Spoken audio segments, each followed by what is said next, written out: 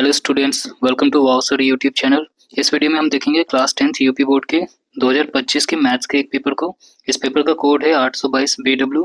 इसमें 20 MCQs है और हम इन्हीं 20 MCQs को एक एक करके सॉल्व करेंगे और उनका सही आंसर देखेंगे। अगर आप क्लास 10th में हैं, बोर्ड एग्जाम की तैयारी कर रहे हैं, तो आपके लिए ये वीडियो बहुत ही इंपॉर्टेंट है। इस वीडियो में आप जितने भी क्वेश्चंस देखेंगे, ये सारे के सारे क्वेश्चंस बहुत ही इंपॉर्टेंट है आपके लिए। आपको एक एक क्वेश्चन अच्छे से आना चाहिए ताकि आप पेपर में अच्छे से स्कोर कर पाओ। तो चलिए शुरू करते हैं पहले क्वेश्चन से। यहाँ पर हमारा पहला क्वेश्चन है, question number 1, the value of cosec a minus cot a into 1 plus cos a। इनको मल्टीप्लाई करना है और देखना है कि इसका सही आंसर क्या था। पर मल्टीप्लाई कैसे करना है वो भी ध्यान देना है, ट्रिग्नोमेट्री पूरा हमें लगाना है यहाँ पे। तो पहले क्या है, cosec a minus cot a एक ब्रैकेट में है और दूसरे ब्रैकेट में दिया हुआ है 1 प्लस cos a। ठीक है, हम इसमें क्या करेंगे, जितने भी यहाँ पे टर्म्स है इन सबको साइन कॉस में कन्वर्ट करेंगे। तो cosec a को हम लिख सकते हैं 1 अपॉन साइन है। अब इसके लिए आपको ये सारी आइडेंटिटीज पता होनी चाहिए। तो यहाँ पर क्या है, माइनस cot a को हम लिख सकते हैं cos a upon sine a। ठीक है, इसको हम ये लिख सकते हैं। अब ये साइन और कॉस में कन्वर्ट हो गया। यहाँ पर 1 प्लस cos a लिखा है तो ये पहले से ही साइन कॉस में, तो हमें इसे कुछ नहीं करना है, इसको ऐसे रखेंगे। अब यहाँ पर साइन a दोनों के अपॉन में है तो हम एक बार साइन a लिख लेंगे। एलसीएम अगर हम लेते हैं तो साइन a एलसीएम ही आ जाएगा, और जब सेम रहता है तो ऊपर वाला भी सेम हो जाता है। तो 1 माइनस cos a एक ब्रैकेट में इस तरह से आ जाएगा। दूसरे में 1 प्लस cos a लिखा हुआ है, इनके अपॉन में कुछ नहीं है तो हम होल अपॉन में 1 लिख सकते हैं, इसमें कोई दिक्कत नहीं है। अब क्या होगा, ऊपर वाले को ऊपर से मल्टीप्लाई कर देंगे, नीचे वाले को नीचे से। तो नीचे साइन a इंटू 1 करेंगे तो साइन a हो जाएगा। ऊपर 1 माइनस cos a है और 1 प्लस cos a, इनको मल्टीप्लाई करेंगे तो यहाँ पर a minus B into a plus B का फॉर्मूला लगा देंगे। 1 square minus cos square a, ये कैसे आया, तो a square minus B square वाली आइडेंटिटी से। अब यहाँ पर 1 स्क्वायर का 1 ही हो जाएगा, सॉल्व करेंगे तो 1 स्क्वायर का क्या होता है, 1 होता है। 1 इंटू 1 यानी 1, और 1 माइनस कॉस स्क्वायर है तो इसको हम लिख सकते हैं साइन स्क्वायर a अपॉन में साइन a। अब यहाँ पर साइन नीचे 1 है, ऊपर 2 है, तो साइन a से एक साइन कट जाएगा तो बचेगा ऊपर एक साइन, और यही हमारा आंसर हो जाएगा ऑप्शन नंबर डी। ये इसका करेक्ट आंसर हो जाएगा। ठीक है, अब हम देखते हैं अगला question, question number 2, A die is thrown once, the probability of getting an odd number will be। एक डाई है, डाई यानी पासा। इस एक पासे को अगर हम फेंकेंगे तो वहाँ पे क्या क्या चांसेस होते हैं, क्या क्या आउटकम्स होंगे। तो आउटकम्स हमारे हो जाते हैं 1 2 3 4 5 6। पासे के 6 साइड्स होते हैं और हर बार जब भी हम चलेंगे तो इन्हीं में से कोई एक रिजल्ट आएगा। तो यहाँ पर पूछा जा रहा है कि ऑड नंबर आने की प्रोबेबिलिटी क्या है। अब हमें पता है कि ऑड नंबर 1 है, 3 है, 5 है। तो यहाँ पे टोटल आउटकम्स हमारे सामने 6 थे और उनमें से ऑड नंबर कितने हैं, तो ऑड 1 2 3, यानी प्रोबेबिलिटी हमारी हो जाएगी 3 आउट ऑफ 6। 6 आउटकम में से 3 आउटकम आने के चांसेस है। 3 आउटकम यानी क्या, और ऑड नंबर्स। तो यहाँ पे सिंप्लीफाई करेंगे तो 1/2 हो जाएगा, और यही 1/2 हमारा सही आंसर हो जाएगा, ऑप्शन नंबर बी।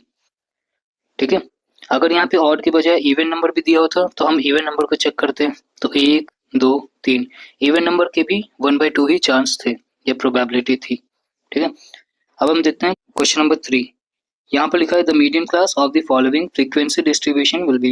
यहाँ पर एक फ्रीक्वेंसी टेबल दी हुई है और हमें मीडियन क्लास बताना है कि इसका मीडियन क्लास कौन सा होगा। तो हम इस टेबल को पहले बना लेते हैं। सबसे पहले क्लास इंटरवल है, तो क्लास इंटरवल में 0 से 5 है, 5 से 10 है, सब 5-5 के गैप पर है। 10 से 15 है, 15 से 20 है, और 20 से 25 है। तो ये हो गया क्लास इंटरवल। और क्या है, इसके अलावा है हमारे सामने फ्रीक्वेंसी। तो फ्रीक्वेंसी में दिया हुआ है 3 2 5 4 1, ये हो गई सारी फ्रीक्वेंसीज। अब इसके बाद में हम निकालेंगे कम्युलेटिव फ्रीक्वेंसी, CF जिसे बोलते हैं। तो CF कैसे होता है, यहाँ पर जैसे 3 है, पहला 3 रहेगा, फिर 3 के बाद में क्या है 2, यानी 3 + 2 करेंगे। ये 3 + 2 कितना हो गया 5, 5 + 5 10, 10 + 4 14, 14 + 1 15। तो ये हमारी कम्युलेटिव फ्रीक्वेंसी हो गई। अब हमें क्या करना है, यहाँ पर सिग्मा एफ निकालना है। सिग्मा एफ यानी सम ऑफ फ्रीक्वेंसी। तो फ्रीक्वेंसी का सम हमें पता है 15 है। ठीक है, यहाँ पर हम जब जोड़ेंगे तो 3 + 2 5, 5 5 10, 10 4 14, 14 + 1 15। तो सम इसमें आ जाएगा फ्रीक्वेंसी का 15 आ जाएगा। ठीक है, ये जो 15 आया है इसको हम n मान ले रहे हैं। तो n = अगर 15 है तो n/2 कितना होगा 7.5। ठीक है, 15/2 करेंगे तो 7.5 आ जाएगा। अब हमें क्या चेक करना है कि 7.5 इस कम्युलेटिव फ्रीक्वेंसी में किस रेंज के अंदर आएगा। तो 7.5 3 के अंदर नहीं आएगा, 5 के अंदर नहीं आएगा, 10 के अंदर आएगा। तो जिसके अंदर आ रहा है 10 के अंदर आ रहा है, यानी 10 to 15, ये हमारी मीडियन क्लास हो जाएगी इसका। ठीक है, इस क्वेश्चन में बस यही करना होता है कि सारे फ्रीक्वेंसी का सम निकाल लो, फिर फ्रीक्वेंसी जैसे सम निकाला n बराबर 15 हो गया, n/2 हो गया 7.5, तो n/2 की ही वैल्यू हमें चेक करनी है कि किस वाली क्लास में आ रही है। तो 7.5 किसके अंडर में आएगा, 10 के अंदर में, और 10 के अंदर में आ रहा है तो यहाँ पे 10 से 15 हो जाएगा, 10 ये वाला कम्युलेटिव फ्रीक्वेंसी वाला। ठीक है, इसीलिए हमें कम्युलेटिव फ्रीक्वेंसी भी पहले निकालना पड़ता है। तो इसका करेक्ट आंसर हमारा हो गया है ऑप्शन नंबर सी, 10 to 15, ये इसकी मीडियन क्लास हो जाएगी। अब हम देखते हैं question number 4। The model class of the following table will be, यहाँ पर एक क्या बोलते हैं टेबल दी हुई है और इस टेबल में हमें मॉडल क्लास निकालना है। मॉडल क्लास अगर ऐसी फ्रीक्वेंसी वाली टेबल दी रखी है और मॉडल क्लास पूछा जाता है तो ये बहुत ही आसान होता है। इसमें बस हमें ये देखना होता है कि जो फ्रीक्वेंसीज है यहाँ पे 1 है, 12 है, 3 है, 6, 2, 4, इसमें हाईएस्ट वैल्यू कौन सी है, मतलब फ्रीक्वेंसी हाईएस्ट फ्रीक्वेंसी कौन सी है। तो हमें पता है यहाँ पे हाईएस्ट फ्रीक्वेंसी 12 है। जो भी हाईएस्ट फ्रीक्वेंसी है इसके ठीक सामने जो भी क्लास है वही हमारी मॉडल क्लास हो जाती है, यानी ऑप्शन नंबर डी जो है ये हमारा करेक्ट आंसर हो जाएगा। ये बहुत ही आसान क्वेश्चन है। चलिए अब आगे देखते हैं क्वेश्चन नंबर 5। इस क्वेश्चन में है a child has a die whose faces show the letters as given below. अब एक लड़का है, ठीक है, एक बच्चा है, उसके पास में एक डाइस है, यानी पासा है ABCDEA, 6 साइड होती हैं डाइस की, तो इसकी 6 साइड में ये लिखा हुआ है ABCD और EA लिखा हुआ है। अब हमसे पूछ रहा है if the die is thrown once, अगर डाई को एक बार फेंका जाता है, then the probability of getting A आने के कितने चांस है। तो देखो टोटल आउटकम्स यहाँ पे क्या आ सकते हैं, ये आ सकते हैं, और ये टोटल आउटकम्स 6 हैं। ठीक है, 6 आउटकम्स है, इनमें से ए आने की प्रोबेबिलिटी पूछी गई है। तो ए कितनी बार है, एक बार है, 2 बार है, और तो नहीं है, तो ए आने की प्रोबेबिलिटी 2 है, 6 में से 2 ही बार ए आ सकता है। तो इसका सॉल्यूशन मतलब इसको सिंप्लीफाई कर दो, ये हो गया 1/3, यानी यही इसकी प्रोबेबिलिटी हो जाएगी 1/3। ठीक है, अब देखते हैं अगला question, question number 6। If cot theta is 8/15 then the value of sin theta, तो sin थीटा क्या होगा। तो cot थीटा दिया हुआ है, cot थीटा इक्वल्स टू है 8/15।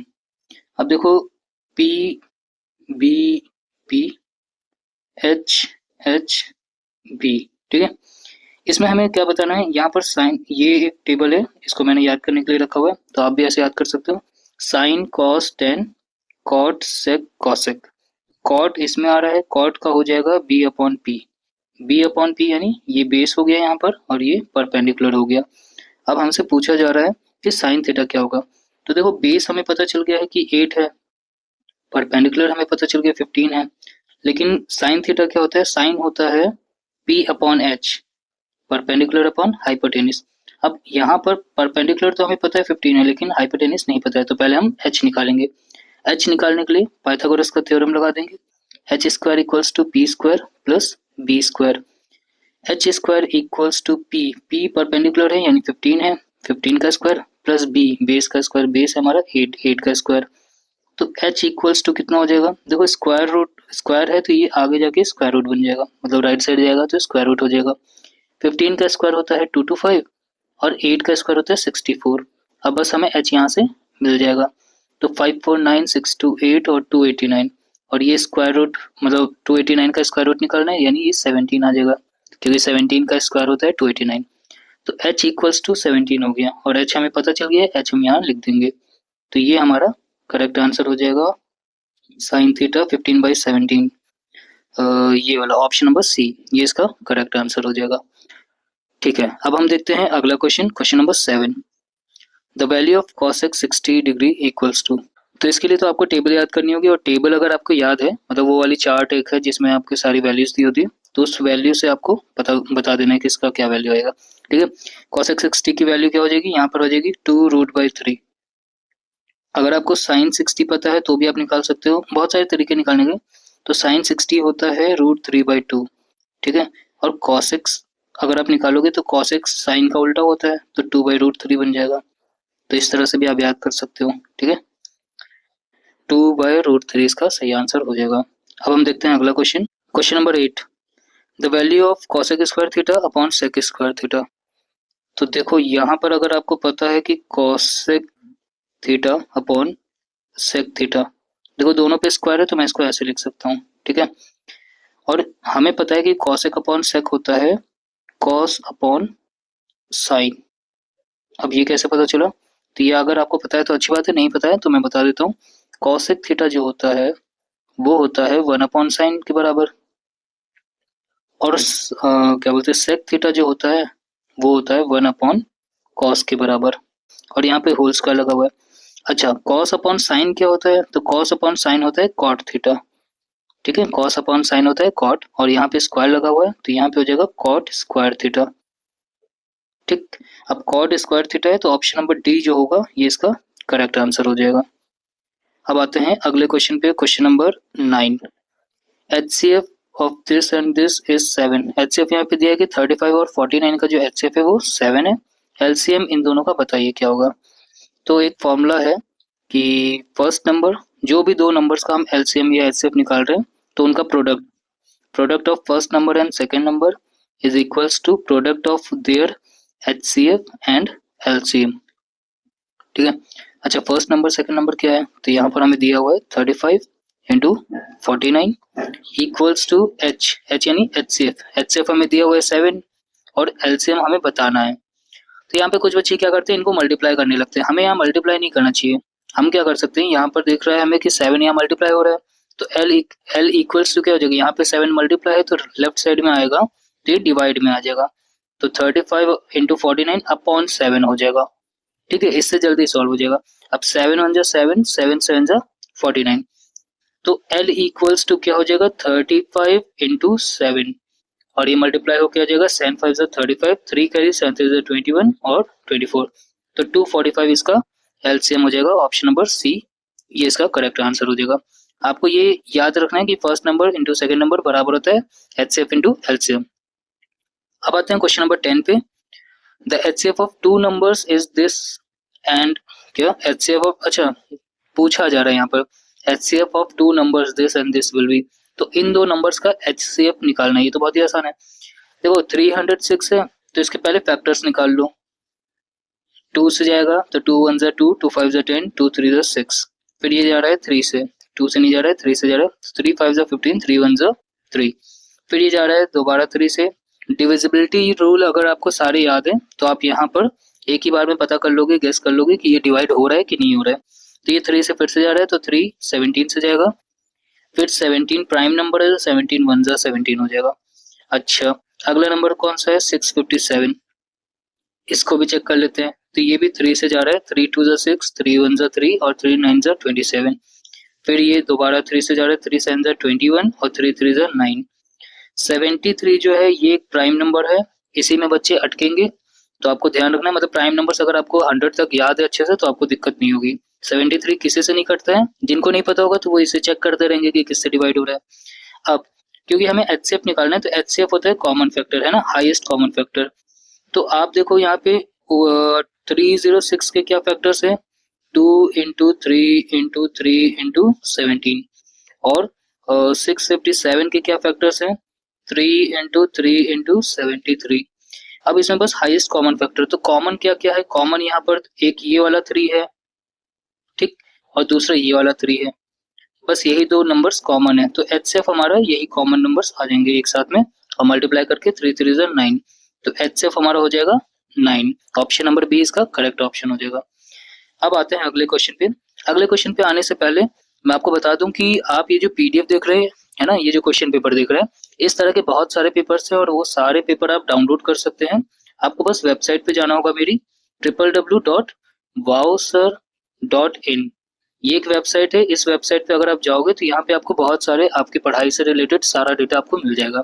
यहाँ पर आपको PDF मिल जाती हैं प्रीवियस ईयर पेपर्स की, इसके अलावा आपको क्विजेस भी मिल जाएंगे, इन्हीं क्वेश्चन पेपर्स का क्विज भी आपको मिल जाएगा। आप खुद से अटेम्प्ट कर सकते हो, उसमें आप स्कोर चेक कर सकते हो कि आपको कितना आता है। क्विज करोगे तो जो आपके गलत आंसर है वो भी आपको पता चलेंगे, उनका सही आंसर क्या है वो भी पता चल जाएगा। इसके अलावा उन्हीं प्रीवियस ईयर पेपर्स के साइड में आपको वीडियोस भी मिल जाएंगी। तो जितने भी ये पेपर्स है इन सब के आप PDF डाउनलोड कर सकते हो, क्विज अटेम्प्ट कर सकते हो और उनकी वीडियोस भी देख सकते हो। अभी वहाँ पर मतलब सारे पेपर्स का तो नहीं है, पर मैं धीरे धीरे बना रहा हूँ तो आपको वहाँ से ही सारी चीजें मिल जाएंगी, और ये सारी चीजें आपके लिए एकदम फ्री हैं। कोई भी इसमें चार्ज वगैरह नहीं है, सब एकदम फ्री है आपके काम के लिए। स्पेशली क्लास 10th के लिए बनाया है, यूपी बोर्ड के लिए, तो आप उसे चेक कर सकते हो। ठीक है, चलिए अब हम आते हैं आगे।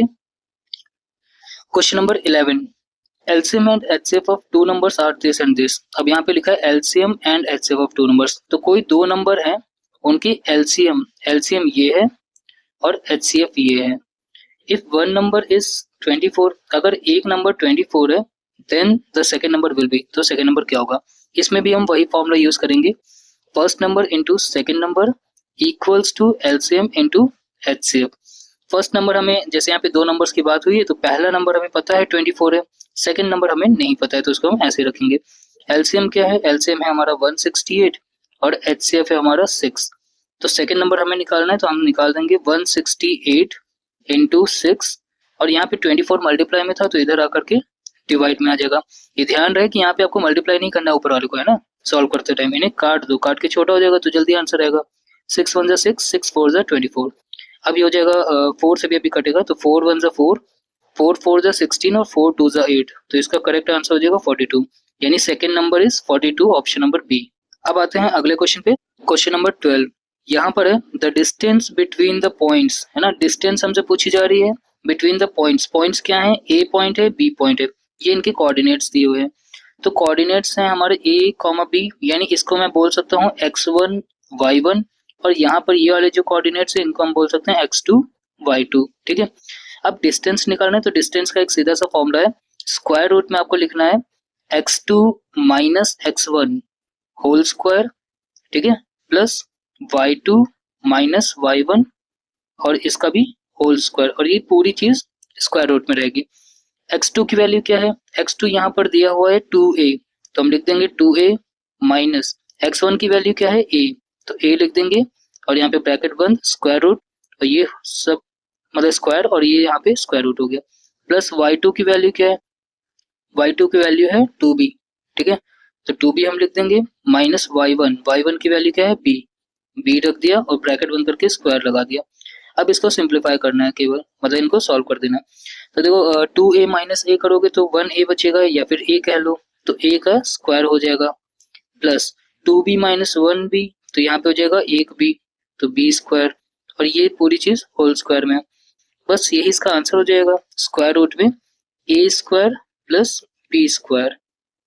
अब ये ऑप्शन नंबर हमारा ए वाला है, ऑप्शन नंबर ए इसका करेक्ट आंसर हो जाएगा। ठीक है, अब आते हैं अगले क्वेश्चन पे, क्वेश्चन नंबर 13।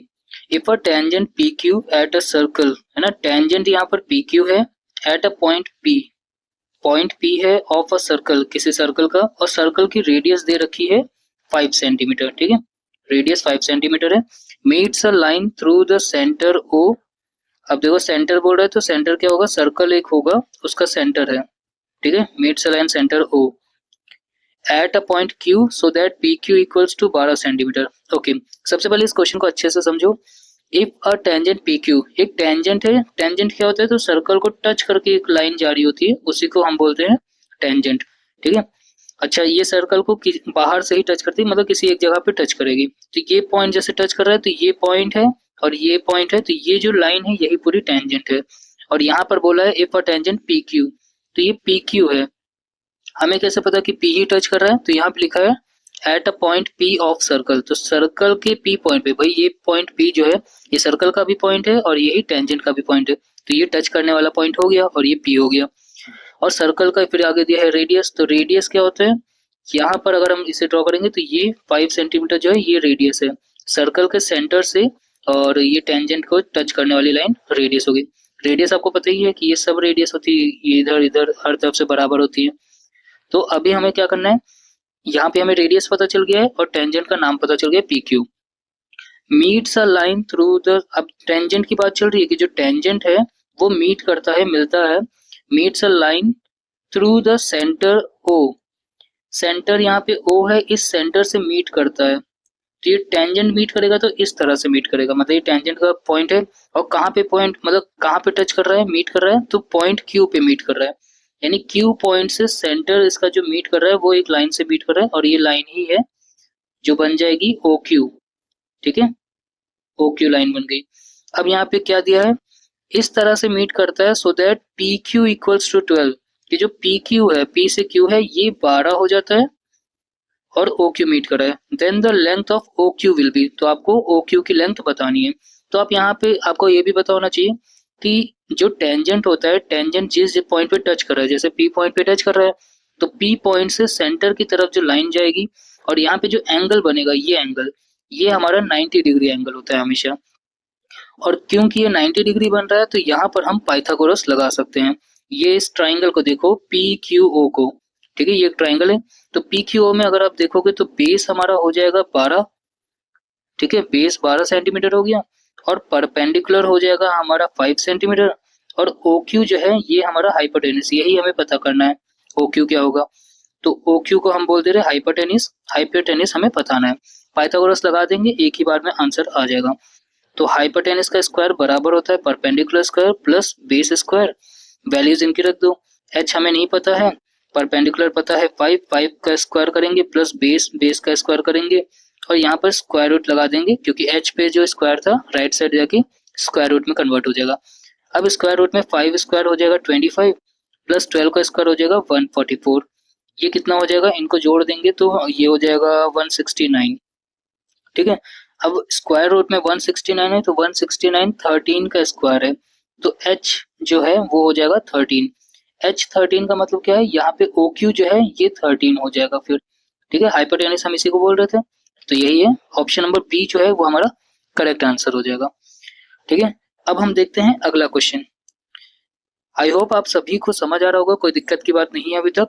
और अगर कोई भी क्वेश्चन में आपको डाउट होता है तो आप उसकी कमेंट में आप लिख दीजिएगा, तो मैं उसके शॉर्ट्स बना के या एक अलग वीडियो बना के आपको एक्सप्लेन कर दूंगा। बस आपको कमेंट करने की देरी है, किसी भी जगह डाउट हो आप लिख दो, मैं बना दूंगा वीडियोस। अब आते हैं अगले क्वेश्चन पे, question number 14। If in triangle A B C and triangle D E F angle B equals to angle E, ठीक है, then these triangles will be similar if, okay. अब यहाँ पे थोड़ा सा अलग क्वेश्चन है, देखो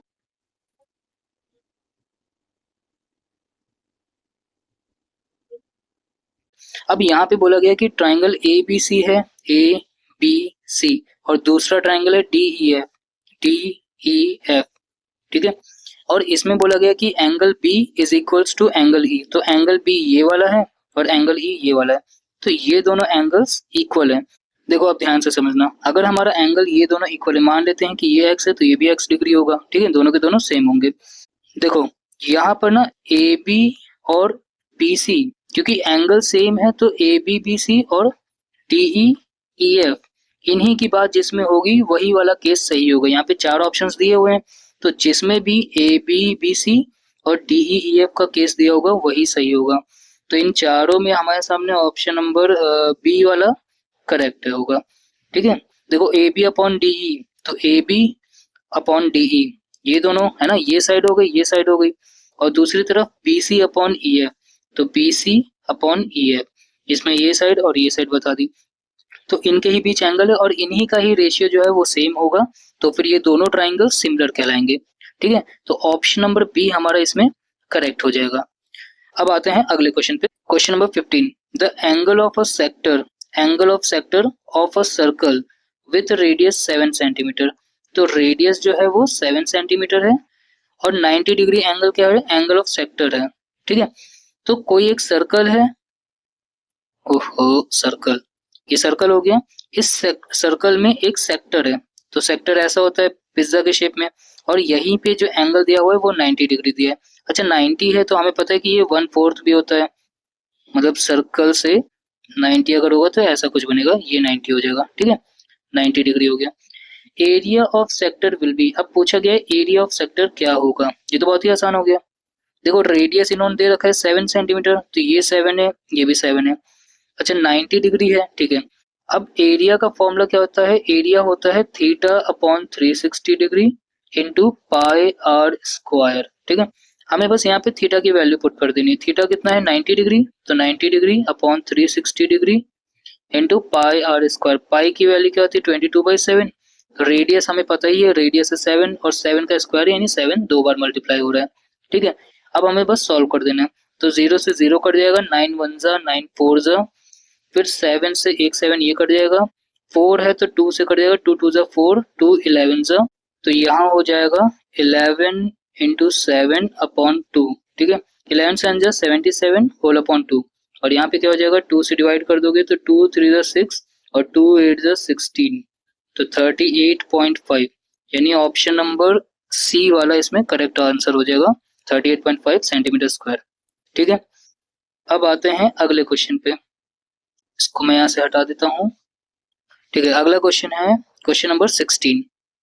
अ toy is in the form of a cone of radius 4 centimetre, cone shape में है, एक टॉय है, खिलौना है, ठीक है। इसको पहले बना देते हैं, और यहाँ पर ये ऐसा है, कोन शेप में है और रेडियस इसकी दी हुई है 4 सेंटीमीटर, ठीक है। Mounted on a hemisphere of same radius, ठीक है। तो यानी ये जो कोन है, ये जो टॉय है, ये एक हेमिस्फीयर के ऊपर रखा हुआ है, यानी अगर ये बेस मान लेते हैं तो यहाँ पे कोन इसके ऊपर ऐसे रखा हुआ है, ये ऐसे है कोन, और यहाँ पर इसका कर्व है, मतलब ये है, और यहीं पर इसके साथ हेमिस्फीयर भी जुड़ा हुआ है, ठीक है। अब फिर से देख लो, a toy is in the form of cone, cone के शेप में है, ये टॉय हो गया, रेडियस उसकी 4 सेंटीमीटर है, तो यहाँ पे 4 सेंटीमीटर रेडियस हो जाएगी। माउंटेड ऑन अ हेमिस्फीयर, अब माउंटेड का मतलब कि इसके ऊपर रखा हुआ है, किसके ऊपर रखा है, हेमिस्फीयर के ऊपर। तो हेमिस्फीयर क्या होता है, आधा स्फीयर ऑफ सेम रेडियस, और रेडियस भी सेम है, तो जो उसकी रेडियस है वही इसकी रेडियस है। If the slant height of the cone is 12 centimetre, अगर स्लैंट हाइट का मतलब क्या है, स्लैंट हाइट ये वाली साइड, ये साइड अगर इसमें दी हुई है कि ये 12 सेंटीमीटर है, then the total surface area of the toy will be, तो टोटल सरफेस एरिया कितना होगा। देखो अब हमें क्या क्या पता है, हमें पता है कि रेडियस 4 सेंटीमीटर है और स्लैंट हाइट 12 सेंटीमीटर है, और हमें बताना क्या है, टोटल सरफेस एरिया, ठीक है। इसको मैं डायग्राम पहले एक बार सही से बना देता हूँ, आप इसको देख लो।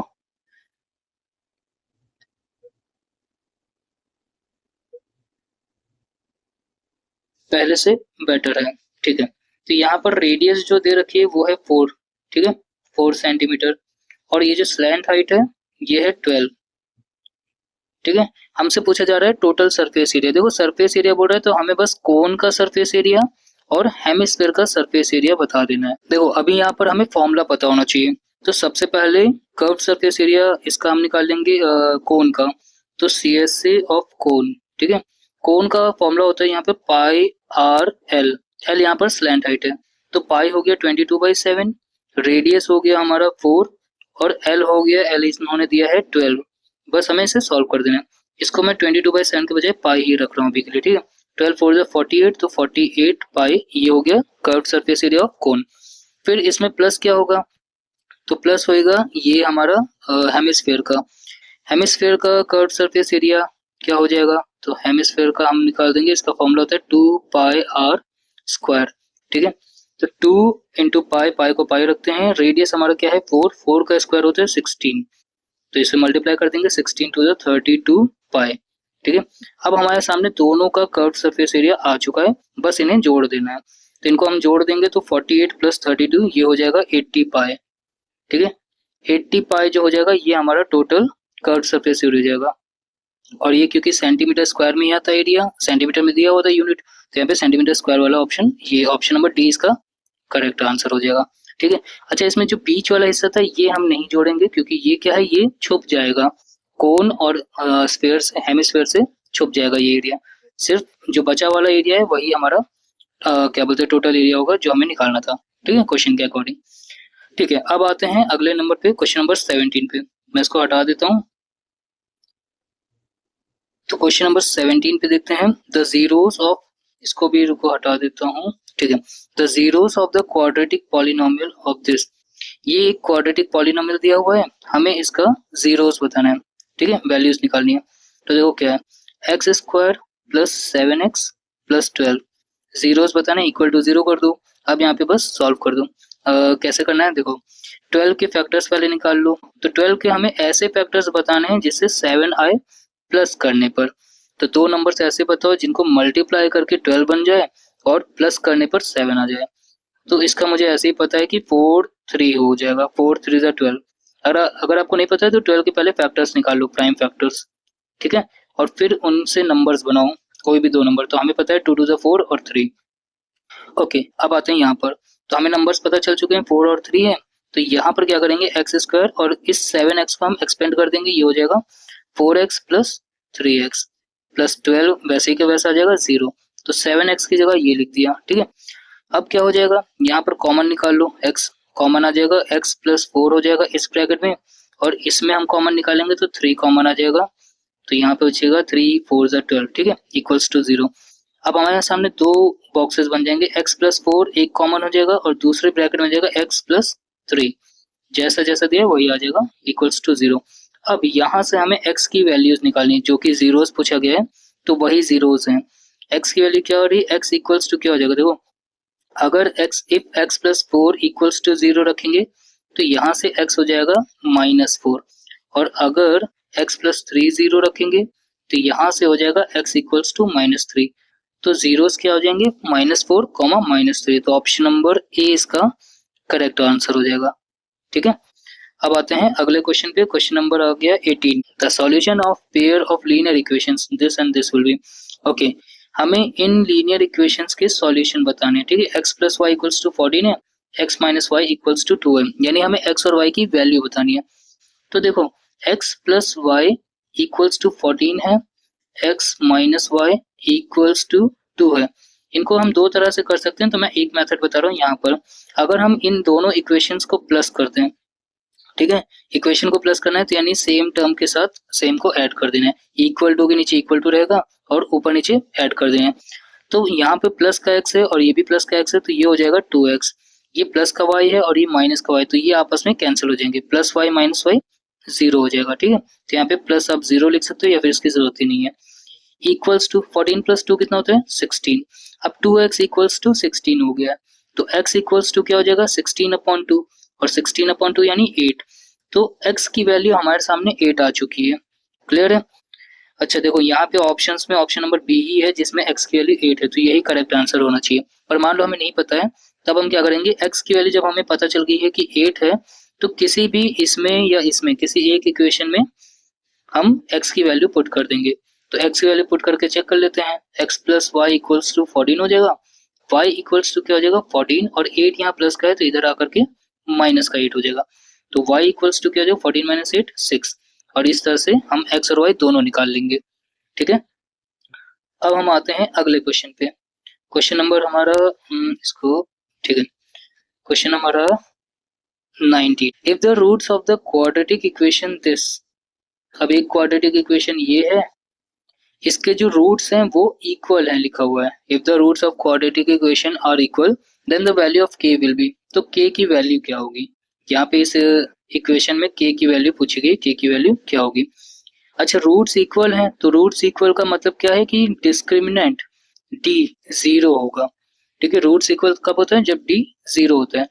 तो d 0 है यानी d की वैल्यू अगर हम लिखते हैं, d होता है डिस्क्रिमिनेंट का फॉर्मूला b² माइनस 4ac, ये आपको याद करना पड़ेगा तभी आप इसे कर पाओगे। तो d equals to b² minus 4ac होता है। अच्छा ये b और e और c क्या है, तो इस इक्वेशन को अगर हम कंपेयर करें ax² plus bx plus c equals to 0 इससे, तो हमें a की वैल्यू b की वैल्यू पता चल जाएगी। यहाँ पर ax² जो है वो kx² है, तो a की वैल्यू k हो गई, ठीक है।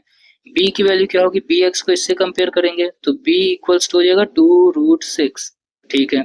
c जो है c है हमारा, c बराबर प्लस का 3, c यहाँ पे दिया है तो प्लस का 3 हो जाएगा, क्लियर है। a b c हमारे सामने आ गया।